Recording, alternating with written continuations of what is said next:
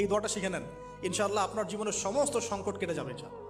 আমি নিজেও এই দোয়াটা বেশি বেশি করার চেষ্টা করি। দোয়াটা হচ্ছে, মুসা আলাইহিস সালাম একটা গাছের নিচে হেলান দিয়ে বসলেন, বসে দেখলেন দুজন মেয়ে দাঁড়িয়ে আছে দূরে, পানি নিতে পারছে না, লোকজন পানি নিয়ে যাচ্ছে, ওরা দাঁড়িয়ে আছে বেচারি। মুসা আলাইহিস সালাম গিয়ে বললেন, কি সমস্যা আপনাদের? তারা বললেন যে আমাদের বাবা অনেক বৃদ্ধ মানুষ, আমরা পানি নিতে পারি না যতক্ষণ না আমাদের কম পানি নিয়ে চলে যায়। তো মুসা আলাইহিস সালাম একটু বললাম না, ফিজিক্যালি খুব স্ট্রং ছিলেন, থাকে না বডি বিল্ডার, সামনে গিয়ে কথা বলে সরো পানি দিতে দাও, তখন মানুষ একটু মূল্যায়ন করে না। তো মুসা আলাইহিস সালাম এভাবে পানি নিয়ে দিলেন এবং বাছুরদেরকে পানি পান করালেন, করিয়ে গাছের নিচে এসে বসে আছেন। বসে বসে তিনি দোয়া করছেন, এই যে দোয়াটা তিনি দোয়া করছেন, রব্বি, একটা নেক কাজ করলেন, নেক কাজ করলেন না, মানুষের উপকার করলেন, নেক কাজ করে এসে গাছের নিচে বসে দোয়া করছেন, আল্লাহ এখানে তো আমার খাবার পানি বাসস্থান কিছুই নাই, আমি কি করব? রব্বি ইন্নি লিমা আনজালতা ইলাইয়া মিন খায়রিন ফাকির, রব্বি ইন্নি লিমা আনজালতা ইলাইয়া মিন খায়রিন ফাকির।